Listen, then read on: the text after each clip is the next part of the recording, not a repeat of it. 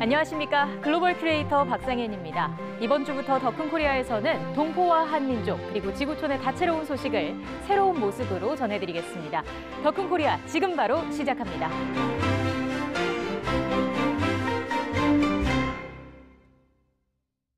사회가 바뀌었다고는 하지만 육아를 위해 일을 포기하는 어머니들 여전히 많으시죠. 미국에서는 이렇게 육아로 인해 경력이 단절된 한국인 어머니 예술가들의 재기를 돕기 위한 전시회가 열렸습니다. 그 현장에 최은미 리포터가 다녀왔습니다. 정성스런 손끝에서 정갈한 도자기가 빚어집니다. 꼼꼼한 손길의 주인공은 7년간 디자이너로서 경력을 쌓아온 한경례 씨. 하지만 출산 후 육아에 집중한 9년 동안 누군가의 엄마로 불리는 것에 더 익숙해졌습니다. 늘 직장에서 일을 했고 학교에서 교육을 받았고 그냥 제 꿈을 쫓으면서 계속 커리어를 쫓으면서 살다가 이제 미국에 오면서 이제 누구의 와이프로 제 이름은 이제 없어진 상태에서 이제 아이를 키우게 되었잖아요. 이렇게 육아 때문에 경력이 단절된 한인 미주 이민 여성 예술가를 위한 전시회가 열렸습니다. 올해 두 번째로 열린 이 전시회를 통해 한국인 어머니 예술가 16명이 작품 활동에 다시 시동을 걸었습니다. 심플 스텝스 취지가 이제 그러니까 육아로 인한 그러니까 엄마들의 경력 중단 그런 거에 대한 기회를 찾거나 매일 한 100여 명 정도가 왔다 갔다 하시는데 그분들이 바로 이렇게 민원실 공간에 이런 전시가 되고 있기 때문에 바로 주목을 하시고 이렇게 둘러보시고 또 반응이 매우 좋았습니다. 전시회를 기획한 건 한인 미주 이민 여성의 재취업을 돕는 비영리 단체 심플 스텝스. 다양한 직업군에서 재취업을 돕는 심플 스텝스가 이번엔 예술가들을 위한 활동을 펼친 겁니다. 현재 프로로 활동하고 있는 작가분들은 전시할 수 있는 기회가 정말 많은데 작품 활동을 중단하시는 분들에게는 전시를 할 수 있는 기회가 막혀 있습니다. 그래서 심플 스텝스가 그런 분들께 어떻게 보면 첫 걸음을 내디딜 수 있는 그런 도움을 드리기 위해서 전시회를 기획하게 됐습니다. 이제 집 밖으로 나오기 시작한 미국의 한국인 어머니 예술가들. 앞으로도 전시회를 비롯한 다양한 방식으로 꿈을 펼쳐나갈 예정입니다. 한국과 일본의 오랜 문화적 교류를 펜으로 표현하는 화가가 있습니다. 일본 도쿄에서 열린 김영택 화백 펜화 전시회에 손보람 리포터가 다녀왔습니다. 경복궁 광화문 복원도입니다. 흑백으로 그려진 광화문 모습에서 선조들의 기운이 느껴집니다. 일본 유명 관광지 기요미즈사입니다. 건물 내부 구조까지 세밀하게 표현돼 있습니다. 올해 여름 일본 도쿄에서 김영택 화백의 전시회가 열렸습니다. 평소에 미술에 관심도 있고 근처에서 이런 전시한다 그래가지고 와보게 됐어요. 정말 멋있어요. 되게 디테일하고 좋아요. 25년 동안 세계 곳곳을 돌아다니면서 건축문화재를 그려온 김영택 화백. 0.05mm 가는 펜을 이용해 작품마다 50만 번 넘게 손질합니다. 이번 전시회에는 호류사나 도다이사 등 일본 문화재를 그린 작품이 함께 전시되었는데요. 흑백의 그림으로만 보면 한일 건축문화재는 구별하기 어려울 정도로 닮아 있습니다. 묘하게 우리나라에는 전란 때문에 다 불타 없어져가지고 우리 탑이라든가 그 백제시대 건물의 원형이 안 남아있어요. 그래서 일본 와서 내가 저걸 그리면서 우리 탑의 원류가 별로 변하지 않고 거의 원형으로 남아있다는 걸 느꼈어요. 한반도와 일본은 기원전부터 인적, 문화적 교류를 활발히 이뤄왔는데요. 이제 한국에서 쉽게 볼 수 없는 백제시대의 흔적도 일본 건축문화재에서 찾을 수 있습니다. 펜으로 정교하게 그려진 김화백의 작품은 한일 간의 길고 깊은 인연을 더욱 뚜렷이 보여줍니다. 韓国と日本のその京都の清水寺とかあったけれども、基本的にはなんか同じアジアの系統だなっていうのが分かって、それとあとこういうコロッセムとは西洋と東洋もまた違いがあるなって思いました。 이번 내 전시가 한국 사람과 일본 사람, 특히 이제 일본 사람들이 봤을 때, 우리가 건축 문화로 봐서는 한국과 거의 동류구나, 집안 관계구나, 이웃 사촌 정도가 아니라 그렇게 느끼기를 기대합니다. 찬찬하고 차분하면서 부드러움이 느껴지는 김영택 화백의 작품들. 건축 문화재의 원형뿐만 아니라 한일 간 문화 교류의 역사도 함께 기록하고 있습니다. 지난 2010년 대지진의 아픔을 겪은 나라, 바로 중남미 IT입니다. 최빈국 가운데 하나인 IT는 지진 피해를 복구하기까지 오랜 세월 전 세계에서 도움을 받았던 곳이기도 한데요. 최근 상황은 어떤지 코이카 도미니카 공화국 장봉희 소장과 함께 알아보도록 하겠습니다. 장봉희 소장님 안녕하십니까? 네, 안녕하세요. 코이카 도미니카 공화국 사무소 소장 장봉희입니다. 네, IT는 전 국민의 60%가 하루 2달러도 안 되는 돈으로 살아가는 가난한 나라라고 들었는데요. 지금 상황은 어떻습니까? 네, IT는 1인당 국민소득이 우리 돈 80만 원 남짓한 가난한 나라입니다. 하루하루 먹고 살기가 빠듯한 만큼 작은 변화에도 민감합니다. 특히 지난 7월에는 IT 정부가 유류 보조금 축소를 발표하자 대규모 시위가 발생하기도 했습니다. 물가 인상에 극도로 민감하게 반응하는 배경에는 대중교통이 거의 없고 비싼 현실이 있습니다. 대중교통이 거의 없으면 아이들은 학교를 어떻게 다니나요? 지금 교통 인프라 부족으로 인한 교육난이 심각한 상황입니다. 2시간 내에 걸어다닐 수 있는 거리에 학교가 없다면 학교에 아예 가지 못하는 아이들도 상당히 많아 문제가 되고 있습니다. 코이카에서는 지난 2013년 교통편이 없어 학교를 못 다니는 아이들을 위한 학교 접근성 강화 사업을 시작했습니다. 2015년 IT 통합관리청에 버스 50대를 지원하고 정비 전문가를 파견했습니다. 현재 통합관리청이 운영하는 통학버스의 3분의 1이 코이카 지원 차량입니다.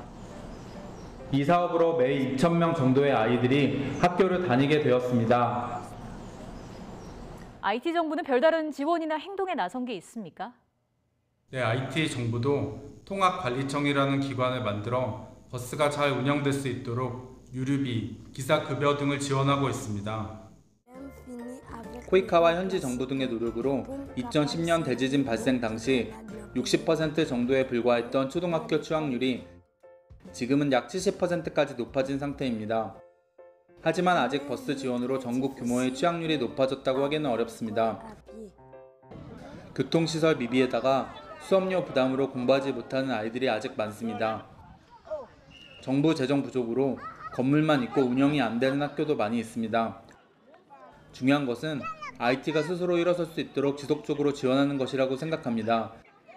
코이카는 버스 지원 외에도 2016년 메테오 태풍 피해 이재민에게 주택을 지어주는 주택 지원 사업, 여성 가장이 자립할 수 있도록 도와주는 소상공인 지원 사업 등을 진행하고 있습니다. 지금까지 코이카 도미니카 공화국 사무소에서 전해드렸습니다.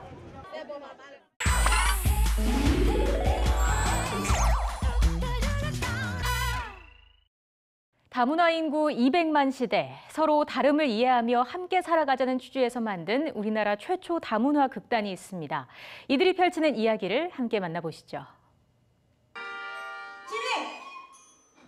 인도에서 한국으로 전학 온 소년 찌민.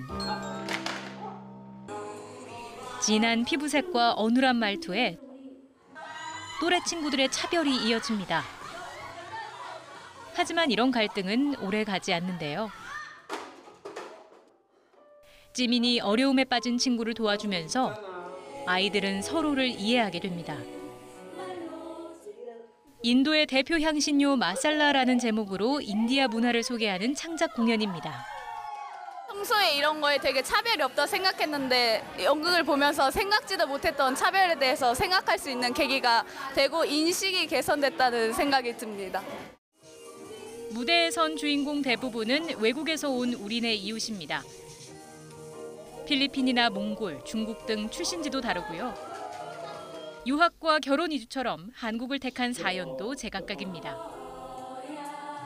We would like to say that even foreigners have rights to live as a person, even though where country we are from, whether we're from United States, we're from India, we're from Philippines, or we're from Japan, we're living in one earth. 이 무대를 선보인 건 다문화 극단 샐러드인데요. 우리가 잘 모르고 지나쳐온 다문화를 주제로 벌써 10년째 연극 무대를 선보이고 있습니다. 극단 샐러드를 이끄는 박경주 대표를 만나 자세한 이야기 들어보겠습니다. 저희는 이제 이주민 분들이 직접 창작 활동에도 참여하고 무대에도 오르는 국내 유일의 극단입니다.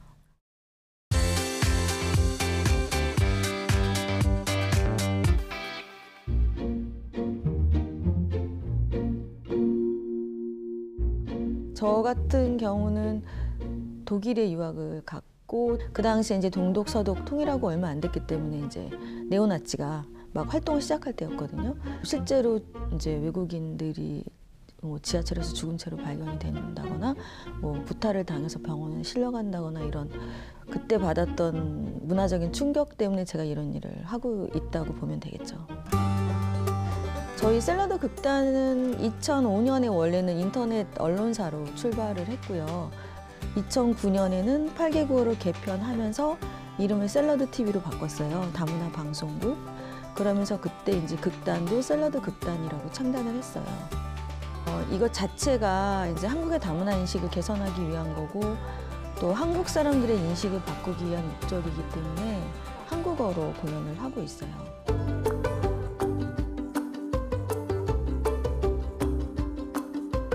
처음에는 인권 연극 위주로 사회적으로 좀 문제 제기하는 문제극을 많이 했었고요. 2011년부터는 이제 아동들이 관람할 수 있는 뮤지컬을 하고 있거든요. 아시아 문화만 소개하는. 그래서 해피엔딩 스토리로 저희가 학교에 가는 공연을 많이 하고 있는데 그게 제일 뿌듯하죠. 샐러드에서 할 수 있는 일 중에 또 중요한 일은 그렇게 알려지지 않는 어떤 사건이나 또는 그런 존엄한 존재에 대해서 저희가 다시 사회에 알리는 것. 제일 제가 좀 안타까워하는 사건이 이제 베트남 여성 쩐단난 씨가 사망한 사건이 있는데 유해가 택배로 배송이 됐어요, 엄마한테. 이제 그게 제가 현재 그걸 다큐멘터리를 만들고 있거든요.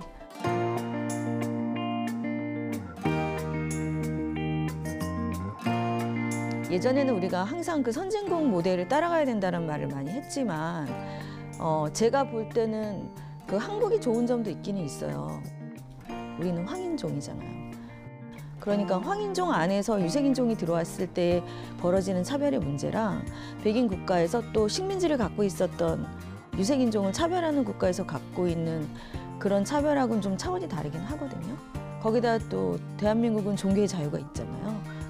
이주노동자, 뭐 다문화 가정의 결혼 이주 여성, 뭐 또 유학생들 많이 합리적으로 가고는 있어요.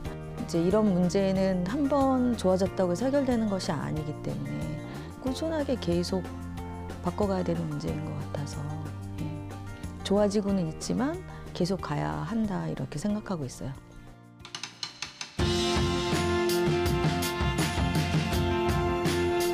지금 제가 샐러드라는 극단을 운영하는 대표이긴 하지만 저는 이 대표라는 직업도 아티스트로서의 직업이라고 생각하고 있어요. 그래서 어떻게 보면 예술가로서 그냥 미술관에서 전시해서 작품을 돈 많은 사람들에게 파는 것을 하는 게 아니라 사회에 나가서 예술가가 할 수 있는 창의적인 일을 하고 거기에서 예술가로서 최대한 할 수 있는 어떤 새로운 것들을 창조해내는 것이 굉장히 제 인생에선 중요한 과제이고요. 그러한 차원에서 지금은 또 극단을 운영하고 있지만 다양성과 인권이라는 키워드 안에서 제가 또 할 수 있는 일이 있고 새롭게 흥미가 간다면 또 언제든지 도전하고 싶은 마음이 있습니다.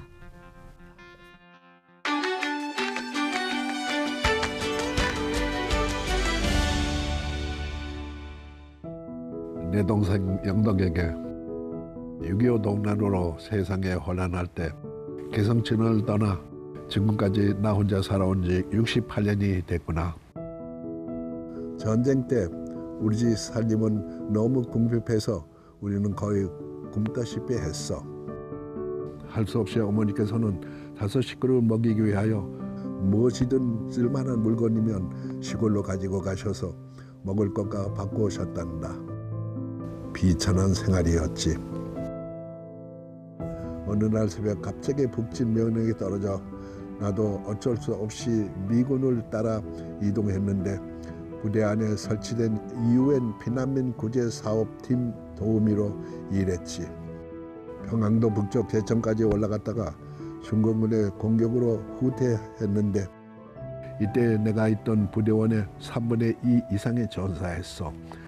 당시 내가 살아남은 건 기적이었었어.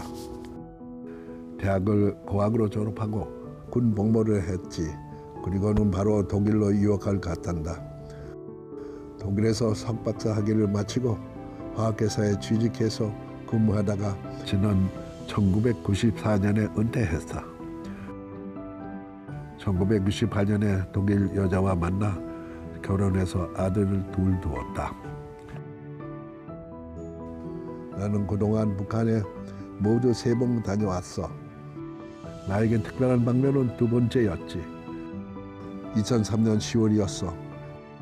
당시 내 심정은 그리운 내 동생을 만나게 된다는 기대에 가슴이 두근거리고 잠을 이루지 못할 정도였단다. 이 방문을 위해 무려 2년 동안이나 각 방면으로 알아보고 성사시키려고 애를 썼어. 너희들 만날 기쁨에 가슴이 부풀어 있었는데 안내원에 알려준 소식은 청천벽력이었다. 바로 밑에 아우 영덕이는 사망했고 막내 동생 영길이만이 나온다는 것이었었지. 영길이는 재수와 딸 그리고 소녀를 데리고 왔더구나. 우리는 처음에는 서로 알아보지 못했지. 부모님에 대한 옛 얘기와 고향의 얘기를 하자 그제서야 서로를 알아볼 수 있었어. 서로 껴안고 한참 동안 울었단다. 마음 아픈 것은 부모님 성묘를 못한 것이었는데 산소가 없다고 해 부모님을 화장한 유골만 영길이가 집에 모시고 있다고 하더구나. 영길이네 집에 가지 못하게 하더구나. 지금도 이 생각을 하면 가슴이 펑거기 저절로 나온다. 종이가 없어 급한 나머지 식탁에 있는 냅킨을 다 몇 줄 쓰고 독일 주소를 써 넣었는데 혹시 그 편지를 받은지 모르겠구나. 다시 15년이 흘렀다. 여전히 내 소식을 모른 채. 이제 남북한 사정에 얼음이 풀리듯 다시금 관계가 회복되는 것 같다. 나는 또 다시 희망을 품게 되는구나. 영덕아, 내가 죽기 전에 너를 꼭 한 번만이라도 만날 수 있다면 여한이 없겠구나. 혹시라도 이 편지를 보게 된다면 꼭 소식을 보내달라. 너를 보는 것이 나의 마지막 소망이다. 독일에서 큰형 영성이가.